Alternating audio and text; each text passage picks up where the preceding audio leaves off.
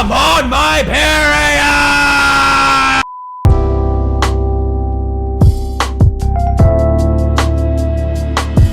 What's up, dank homies? Sage here, and today I get to talk to you guys about the blood-bending bandit, the thick queen herself, Garuda. Okay, let's be honest, that mistake was definitely on purpose. But that brings us to our first question. Who is thicker, Garuda or Korra?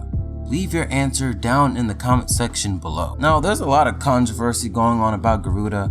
A lot of people are saying, or very few people are saying, that Garuda is absolute garbage and she does no damage and she's useless. And then other people are saying she's a support frame but she's still trash. And then there are people like me saying, yo, this Warframe is end game. Not to say that this Warframe is perfect, okay? There are some things and some suggestions that I would make for this frame, but besides those very small suggestions, this Warframe is amazing. Now, I already made a video talking about my first impressions of Garuda, also going over the surface of her abilities, but this video is going to go more in depth of what her abilities can do. So without wasting any time, let's get right into her abilities.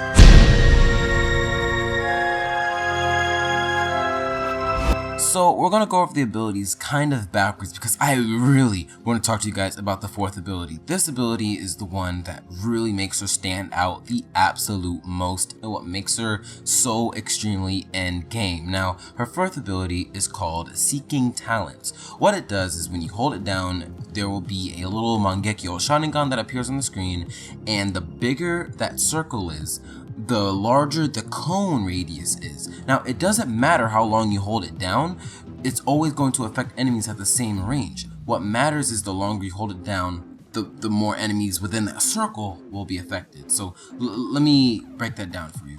So when you tap it, there's that little tiny circle that's there. So it's going to come out from you like a cone. But if you hold it down, all of those enemies that were within the circle will be affected. Now, all those enemies are affected.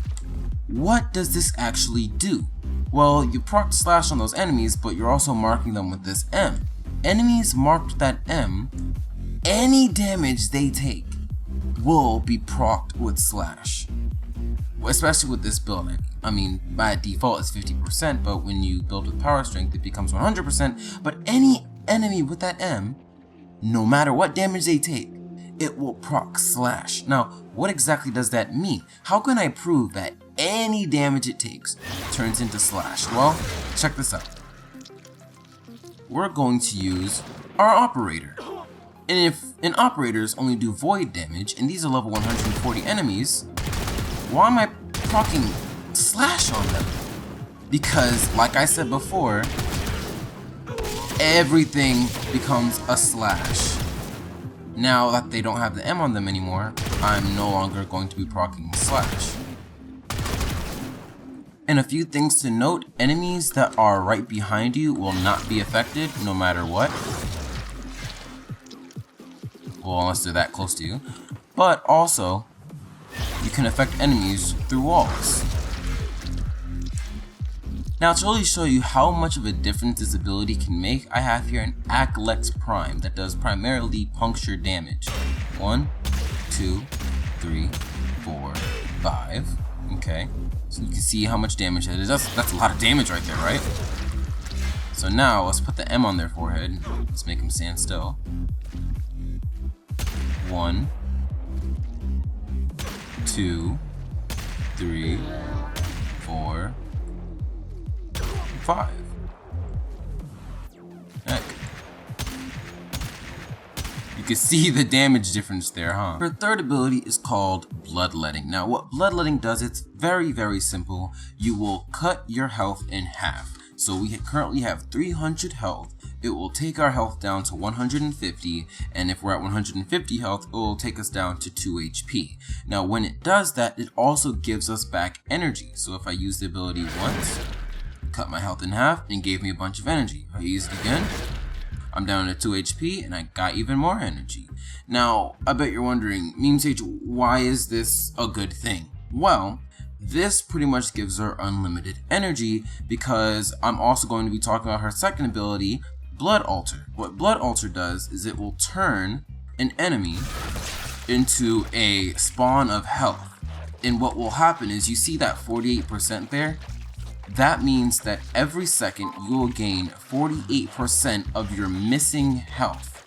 So as long as I'm in here, I constantly get that health back. Now, if I'm constantly being healed by this, and I'm using my third ability, that's unlimited health and unlimited energy. Because I'm constantly being healed and healed by a lot, and I'm getting a bunch of energy in return. And if you want to take off this blood altar, then you just recast the ability while looking at that enemy. Garuda's first ability is called Dreadmere. Now this ability is pretty complicated. When you use this ability, you teleport towards the enemy, 1. Second, you will knock the enemy that you teleport to down on the ground. Third, after you use the ability and after you hit an enemy, you then spawn a mirror in front of yourself. Then fourth, you also make a ball of blood that stores 10% of that enemy's health as damage for the next thing that this ability does. It doesn't actually damage the enemy, but it will one-shot kill the enemy if they're at 35% health. And if you hold down the ability, all the damage that you've stored you can then throw down on the ground as if it's Nova's molecular ball. And the longer you hold down the ball, the more damage it will deal. So to demonstrate all that, we're going to spawn one enemy. We're going to unpause its AI because we need it to have its AI paused. We teleport to it. He's on the ground. We can also do a ground finisher while he's on said ground. We now have a mirror that blocks damage. The mirror will absorb all damage coming towards it. Up top, you'll see the amount of damage that's being stored. Then if you hold on the ability, you can charge it up even more. And then you can throw it down on the ground to then damage the enemy again. And you can do it again to then get damage again. And you can keep on storing your damage the more you press the ability. And then the higher the number is, the higher it will actually multiply for the longer you hold it down. Yes, the ability is very complicated. And once you do the teleporting and the enemy's on the ground, I suggest you do a ground finisher on the enemy that is on said ground. That way it does damage and then they die. Now they're dead. Now the ball actually does impact damage. And impact damage does really nothing at all to enemies with armor. So if you want to bypass all that armor, you can just quickly use the fourth ability and then use the first ability, and then everything will bleed to death and they will die instantly. Now the reason why this is such a big difference, this is such a big deal, there's a difference between HP and EHP. Arid heavy gunners at around level 120 have about 4 million EHP, means that you would have to do 4 million damage to one-shot these enemies. But they have a regular amount of HP, which would be about 120,000. The difference between there is that things like Slash can bypass their armor. Their armor is what gives them that 4 million EHP. Bypass all that EHP and just go straight for the regular HP, which is just 120,000, and then you won't have to do as much damage in order to kill these enemies in just one shot. Therefore, instead of having to build up all that damage to be 4 million, you can just simply build it up to be 30,000 and then let the damage tick itself and they'll be down in just like 1 or 2 seconds. And now last but not least, we have Garuda's passive. Her passive is the less health she has, the more damage she will deal. So if we're at 100% of our health, you can see up in the top right corner that 0%, that means we're doing 0% extra damage. If I cut my health in half, that means now we're doing 50% extra damage. And now we're at 100% extra damage because we basically have no health. Now last but not least, the second part of her passive is if you do not have a melee weapon equipped, then you will automatically equip Garuda's talons as her melee weapon. Alright, now you basically know everything there is to know about Garuda and her abilities. Now to get on to the build for Garuda. I see what you mean. Now there are 2 builds you're going to want to focus on for Garuda, and that is the build for Garuda herself and the build for Garuda's talons. Now a lot of you guys may be wondering, MemeSage, why on earth would you use Garuda's talons? Well, here's the thing. Garuda's Talons has the largest ground finisher damage in the game. And the reason why this is so great is because, again, the first ability sets enemies up for ground finishers, which is why I use Garuda's Talons for those said ground finishers. Now here is my build for Garuda herself. Here we have Rifle Amp for more damage for the primary weapon. We have Power Drift for more ability strength. Now I tried to get as close to 100% power strength as I could, and if I put one more level on this mod right here, I would pretty much come to 199% power strength, which would pretty much be a 100% chance for slash procs. But right now it's only 94% on slash procs, but that's good enough to get pretty much the same exact effect. Now we have Blind Rage to bring up our power strength. We have Overextended to bring up our range. We don't need too much range with Garuda because most maps you're not going to be flying 100 meters across the map unless you're in the plains or you're in Fortuna. But to be honest, you are, most of the time, you're not going to be flying that far, so this is good enough range for her. We have 105 efficiency. That is decent enough efficiency so that her third ability is useful. We have Primed Flow for obvious reasons. We have Primed Continuity for obvious reasons. And now we have Natural Talent. This is something I got wrong in the last video. Natural Talent actually does speed up the time that it takes for your circle to expand on your fourth ability. And here we have Narrow-Minded for more duration. Duration is the second most important thing with Garuda because you want to keep up your shield as long as possible. You want to keep the bleed procs or the bleed marker on the enemies as long as possible. And also everything here in this build is very interchangeable. I have my Arcane Furies here for the ground finishers so that those have as much damage in them as possible, so that I'll be one-shotting as many enemies as I can. And if you want, you can change out Rifle Amp for any other mod that you please for it to be. Some may prefer it to be Steel Charge for the melee weapon doing those finisher damage to make it do even more damage, but personally I prefer Rifle Amp just so I can get that extra damage on my primary weapons because I mainly use primary weapons when I'm using Garuda. Now here's my build for Garuda's Talons. Now we have 4 riders. This is important because this will actually make the ground finishers do 2 times the normal amount of damage. That's just something that comes with the stance mod itself. Then we have Condition Overload because you will be doing the ground finisher multiple times, and if the first hit procs something, then the second hit will do even more damage because that's how Condition Overload works. We are also modded for Viral here. We have Primed Reach just for personal reasons. You don't really need Primed Reach. If anything, get rid of it, use something else. But just personally, I like Primed Reach. We have Prime Pressure Point for obvious reasons. We have Primed Fury for more attack speed, and also we have Weeping Wounds.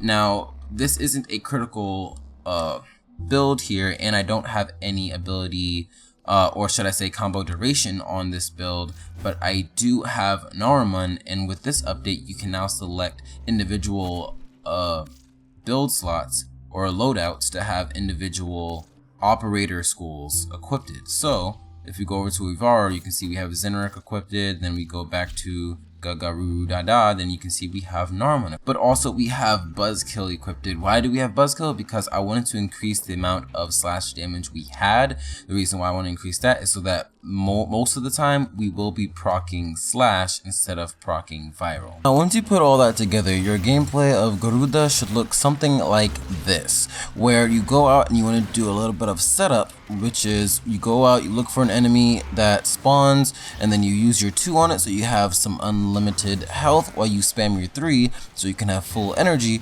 Once you do that, you also want to use your 1 so you can have your shield in front of you, and then you find yourself a position in the corner of the map where you can have your back to the wall and have the shield out towards where the enemies will be. And then you want to repetitively use your 4th ability to constantly cast your 4th ability on all the enemies that spawn, and then all the enemies will have that M on top of them, allowing the rest of your team to do pretty much endless amounts of damage on all the enemies they please. And in this mission we had a Banshee, which I didn't ask for a Banshee, I just went into a random public mission. I just so happened to have a Banshee, and I told the Banshee to use their 4th ability, so so that it will be proccing slash, which Garuda's 4th ability causes Banshee's 4 to proc slash, and we just completely wipe the map. Now, because these enemies aren't super high level, I ended up doing the majority of the damage, where my 4th ability was actually killing the enemies, because even though it only does 200 and plus damage, that 200 plus damage adds up and constantly ticks over and over again, and just completely obliterates the entire map. And there you have it, my complete guide on how to build and how to use Garuda. Now, in conclusion, I really like this Warframe. There are some things with the Warframe that I would change, like for example, the 2nd ability, when you make that health pillar, I would like if it did some kind of damage reduction, where damage that you take gets channeled and put over to the enemy that you have trapped in your claws. Now, where would I classify this Warframe? I classify her as a DPS and a buffer frame, where I would replace Rhino on a team that normally uses Rhino, or a team that normally uses Chroma, except for Eidolons, because I'm pretty sure that her 4th ability does not work on Eidolons. But besides that, I think this Warframe is amazing, and I would very much highly suggest you go out and get her yourself and see what other things her 4th ability would work with. But that's all I have to say for this video, and if you guys enjoyed today's video, go ahead and leave a like and leave a comment. And if you haven't subscribed yet and you want to become part of the Dankling family, then go ahead and do so, and I will see you guys later. Peace. All you can be certain about. Don't change, don't change, don't change. Even though life ain't the same. They say don't change, don't change, don't change. Life gon' make it happen anyway. And I say don't change, don't change, don't change. Even though life ain't the same. They say don't change, don't change, don't change.